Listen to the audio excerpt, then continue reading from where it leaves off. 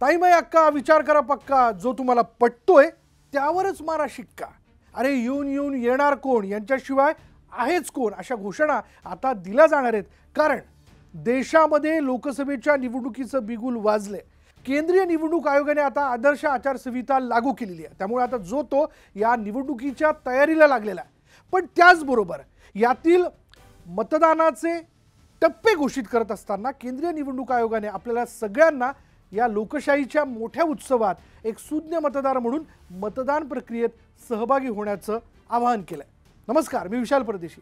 मंडळी, आता जाणून घेऊयात की केंद्रीय निवडणूक आयोगाने देशातील निवडणुकीचे टप्पे स्पष्ट करत असताना महाराष्ट्राच्या बाबतीत कशा प्रकारे मतदान पार पडणार आहे याबद्दलची माहिती देऊ केली. त्यातले टप्पे काय असू शकतात पाहूयात. महाराष्ट्रात बघा कधी मतदान पार पडणार आहे, कारण याबद्दल सगळ्यांच्याच मनात उत्सुकता होती. केंद्रीय निवडणूक आयोगाने याबाबतीत 19 एप्रिल ते 1 जून दरम्यान 7 टप्प्यांमध्ये देशात मतदान पार पडणार असं म्हटलेलं आहे. यामध्ये मतमोजणी सगळ्यांचीच एकत्रितपणे 4 जूनला. महाराष्ट्रात यंदा 5 टप्प्यात मतदान पार पडतं. पहिला टप्पा जो आहे तो 19 एप्रिल. यामध्ये रामटेक, नागपूर, भंडारा गोंदिया, गडचिरोली, चिमूर आणि चंद्रपूर या मतदारसंघात मतदान पार पडेल. दुसरा टप्पा 26 एप्रिल. यामध्ये बुलढाणा, अकोला, अमरावती, वर्धा, यवतमाळ, वाशिम, हिंगोली, नांदेड, परभणी या ठिकाणी मतदान पार पडणार आहे. तिसरा टप्पा 7 मे. यामध्ये रायगड, बारामती, धाराशिव, लातूर, सोलापूर, म्हाडा, सांगली, सातारा, रत्नागिरी, सिंधुदुर्ग, कोल्हापूर, हातकणंगले या ठिकाणी मतदान पार पडणार आहे. चौथा टप्पा असणार आहे 13 मे.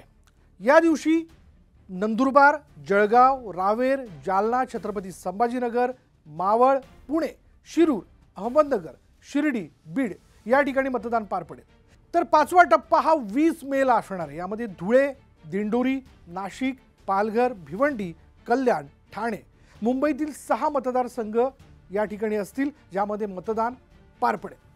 तर असं मित्रांनो, पुन्हा एकदा असंच सांगायचं आहे, हा आहे लोकशाहीतला सगळ्यात मोठा उत्सव, ज्या उत्सवात आपण देखील सगळ्यांनी सहभागी व्हायचं आहे. जे सुज्ञ मतदार आहे त्यांनी आपला मतदानाचा हक्क बजवायचा आहे. तर अशा प्रकारे महाराष्ट्रात 5 टप्प्यांमध्ये मतदान जे आहे ते पार पडणार आहे. त्यामुळे आपण सगळ्यांनी आपल्या मतदानाचा हक्क बजवायचा आहे. कारण हा आहे लोकशाहीचा सगळ्यात मोठा उत्सव, जो आपल्याला पुन्हा एकदा विकासाच्या दृष्टीने, विकासाच्या दिशेने नेण्याकरता मदत करतो आणि आपल्या हक्काची जाणीव करून देतो.